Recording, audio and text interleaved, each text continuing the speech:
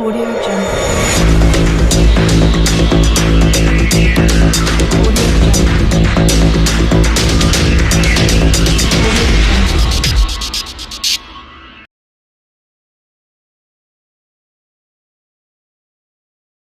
Halo, Assalamualaikum warahmatullahi wabarakatuh. Gimana kabar kalian semua? Sehat?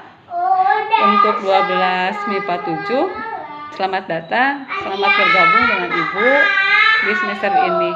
Semester lalu MIPA 7 sama Pak Andi ya bahasa Indonesianya. Oke. IPS 1 sampai IPS 4, kemudian MIPA 7. Ini adalah materi mengenai novel di semester 2. Materi pertama kita tentang novel. 2 minggu terakhir kalian sudah Ibu minta yang pertama membaca novel Ronggeng Dukuh Paruk karya Ahmad Tohari. Ada yang sudah baca lengkap novelnya, ada yang menemukan buku. Novel itu sebetulnya trilogi, ada 3 karya Ahmad Tohari: Ronggeng Dukuh Paruk, Lintang Kemukus Dini Hari, dan Jentera Biang Lala. Sama halnya dengan Anwar Fuadi dalam Negeri Lima Menara, itu juga trilogi, atau dalam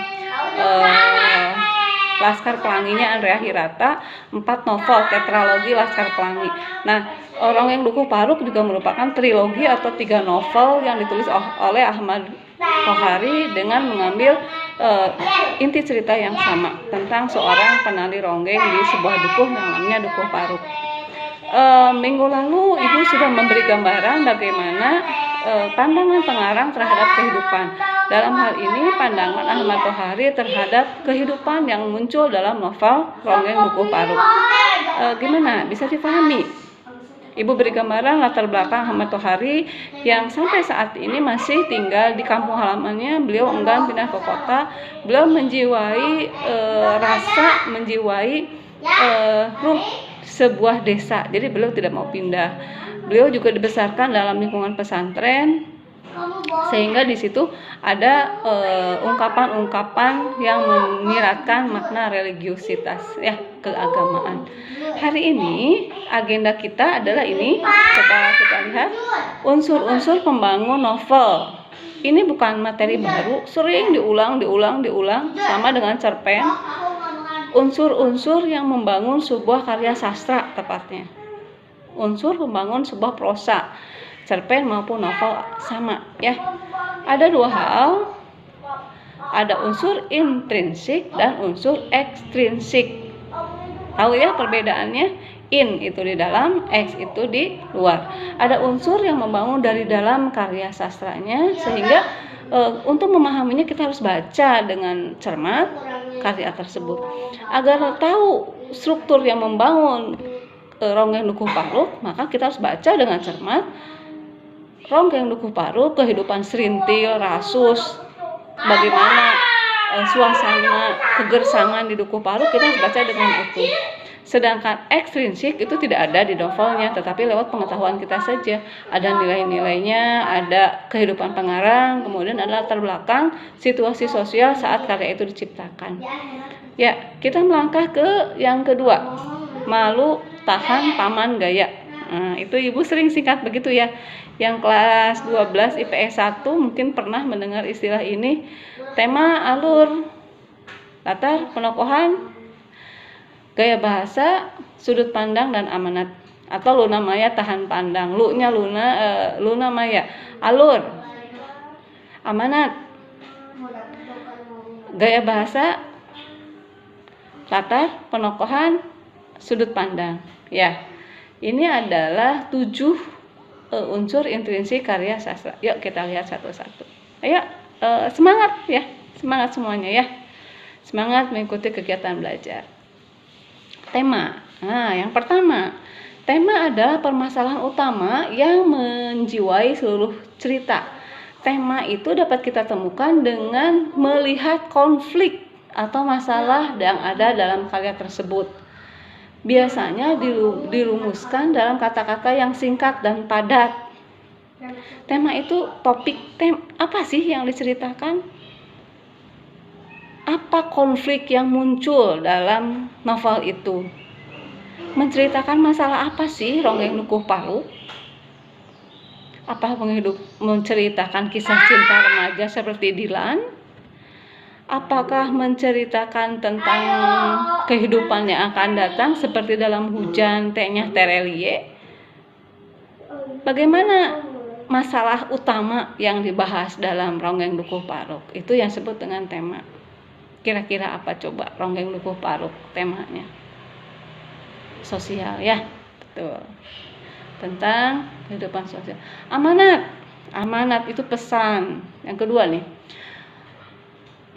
pesan yang ingin disampaikan pengarang kepada pembaca. Amanat itu bisa disampaikan lewat percakapan, secara tidak langsung, bisa berupa nasihat, anjuran, atau larangan melakukan sesuatu. Atau misalnya ajakan, harapan untuk berbuat. Biasanya amanat ini berisi hal-hal yang positif. Sebagaimana kalian tahu, karya sastra itu bukan hanya hiburan, tetapi di sana juga menyangkut pesan yang ingin disampaikan. Seorang pengarang itu tidak semata-mata bercerita, tidak semata-mata ingin dibaca, tetapi dia ingin menyampaikan sesuatu. Pengarang yang baik bisa menyampaikan pesan lewat karyanya. Ya. Yang ketiga, latar atau setting. Seperti Ibu bilang tadi, ini hanya pengulangan saja, jadi kalian tentu sudah tahu ya. Ada berapa macam latar? Ya, 3. Latar tempat, waktu, dan suasana. Penggambaran peristiwa, penggambaran situasi saat cerita berlangsung. Nah, itu latar. Ya. Berikutnya yang keempat, sudut pandang. Ada yang tahu? Sudut pandang itu posisi pengarang saat bercerita. Apakah dia menjadi tokoh utama dalam cerita atau dia ada di luar cerita? Ronggeng Dukuh Paruk mengambil sudut pandang orang keberapa? Pengarang Ahmad Tohari menceritakan seorang tokoh yang namanya Serintil, nama tokoh utamanya. Apakah dia menceritakan dirinya sendiri? Apakah Ahmad Tohari di sini berperan sebagai Serintil, aku sebagai seorang penali ronggeng, atau dia membuat gambaran, menceritakan orang lain? Ya, Ahmad Tohari di sini punya sudut pandang sebagai orang ketiga, orang di luar Dukuh Paruk, orang di luar diri Serintil, yang menceritakan kepada kita bagaimana kehidupan seorang penali ronggeng di sana. Sudut pandang itu ada 2. Ketiganya campuran, sudut pandang orang pertama, sudut pandang orang ketiga, dan sudut pandang campuran. Sudut pandang orang pertama ini, ia menjadi dirinya sendiri, sebagai aku, sebagai saya. Ia terlibat dalam cerita dan menjadi salah satu tokoh dalam cerita, bisa tokoh utama maupun tokoh pembantu. Orang pertama biasanya menggunakan kata aku atau saya. Sering juga disebut istilah lainnya sudut pandang akuan. Ya. Yang kedua, sudut pandang yang berikutnya, sudut pandang orang pertama pun terbagi 2, yaitu sudut pandang orang pertama, pelaku utama, dan pelaku sampingan. Yang sudut pandang orang pertama, pelaku utama, dia sebagai tokoh utama, ya orang yang serba tahu. Sedangkan orang pertama sampingan, dia hanya pelengkap saja atau pendamping dari tokoh utama. Ya, sampai sini ada pertanyaan? Ditulis boleh ya pertanyaannya. Berikutnya adalah sudut pandang orang ketiga. Seperti Ibu bilang tadi, si pengarang berada di luar cerita, tidak ada dalam tokoh tersebut. Dia sedang menceritakan saja orang lain. Seperti kalian ngomongin lah ya, ngomongin film, ngomongin orang, ngomongin tokoh dan sebagainya. Ciri utamanya dia menggunakan kata dia atau nama-nama orang disebutkan. Serintil, Rasus, dia berposisi di luar Dukuh Paruk. Sudut pandang orang ketiga pun terbagi 2. Yang pertama, sudut pandang orang ketiga serba tahu. Dia sangat tahu tingkah laku, keadaan lahir batin tokoh dalam cerita. Yang kedua, orang ketiga yang terarah, yaitu hanya sebatas mengetahui kondisi lahiriahnya saja. Ya, ini sudut pandang orang ketiga. Berikutnya unsur yang keberapa? Keempat, tokoh. Tokoh adalah individu yang mengalami peristiwa atau memiliki sifat di dalam berbagai peristiwa dalam cerita. ada 3 ya berdasarkan perannya. Kalian tahu ya, yang berperan baik protagonis, yang jahat itu antagonis, yang penengah itu tirtagonis. Ada tokoh baik, tokoh jahat, dan tokoh penengah.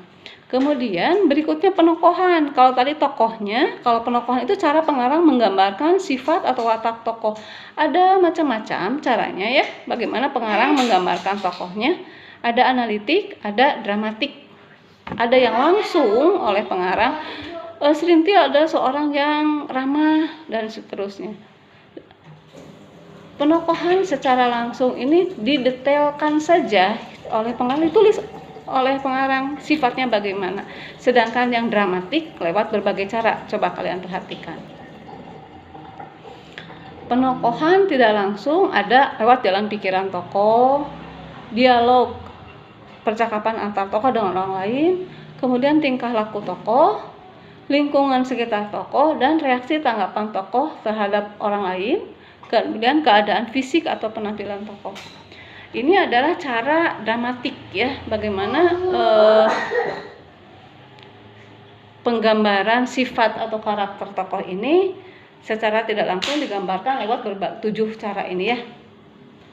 Ya, yang berikutnya atau yang kelima adalah alur, rangkaian peristiwa atau jalinan peristiwa dalam cerita. Ya, kita kembali di alur ya, rangkaian peristiwa. Kita lihat jenis-jenis alur itu ada yang maju, ada yang mundur, ada yang campuran. Alur maju disebut dengan alur maju disebut dengan alur lurus. Jadi dari sekarang ke depan, dari masa lalu ke masa kini. Kalau alur mundur itu disebut juga alur flashback. Jadi kembali ke peristiwa-peristiwa yang lalu. Yang campuran itu kedua-duanya. Acak, kadang maju, kadang mundur. Ya. Pola tahapan alur ini ada dari bawah ya. Penguraian tokoh dari sebelah kiri ya. Kemudian kita lihat pengenalan tokoh dan latar. Kemudian ada lagi permulaan adanya konflik yang berikut ya sini ya. Kemudian konflik menegang sampai pada puncaknya, klimaksnya di sini. Ini adalah puncak masalah antar para tokoh. Konflik mereda dan penyelesaian. Bentuknya seperti piramida atau segitiga. Demikianlah konflik atau bagaimana sebuah cerita berkembang dalam cerita umumnya seperti ini ya. Nah, gaya bahasa. Gaya bahasa itu kata-kata kiasan, ungkapan-ungkapan yang digunakan oleh pengarang untuk mempercantik, untuk membuat karya itu, novel itu enak dinikmati. Oh, banyak sekali gaya bahasa. Ada asosiasi, hiperbola, personifikasi, metafora, metonimia, dan sampai 33 gaya bahasa. Masih ingat kan ya, pelajaran kelas 10, kelas 11, kelas 3, 10, 11, 12 ya, itu macam-macam gaya bahasa. Ada 33 yang di SMA ini ya, yang kalian kenal. Nah, tadi kita membahas unsur-unsur yang di dalam karya sastra yang kita temukan setelah kita membaca karya sastra. Ini adalah unsur-unsur yang ada di luar karya sastra. Ada nilai-nilai dalam cerita, nilai sosial, agama, yang minggu lalu Ibu contohkan ya di dalam Dongeng Dukuh Paruk. Nilai sosial, nilai religius, agama, nilai budaya, nilai adat, nilai moral ya, ada 5. Nilai estetika, nilai keindahan. Ada juga latar belakang kehidupan pengarang. Itu juga sudah Ibu beri gambaran bagaimana seorang Ahmad Tohari itu, sosok atau profilnya seperti apa. Nah, yang ini adalah situasi sosial ketika cerita itu diciptakan. Nah, ini ada penghubungan dengan, ini kita harus banyak baca literasi. Tahun berapa karya itu dibuat, bagaimana situasi sosial pada tahun tersebut. Ya, demikian materi hari ini. Senang sekali bisa bertemu dengan kalian. Setelah ini, untuk IPA 7, biasakan bahwa setiap pertemuan dengan Ibu ada kuis, ada soal sebagai bukti kehadiran kalian mengikuti KBM dengan Ibu hari ini, juga agar kalian ingat materi apa yang kita pelajari hari ini. Ya, sehat semua. Assalamualaikum warahmatullahi wabarakatuh.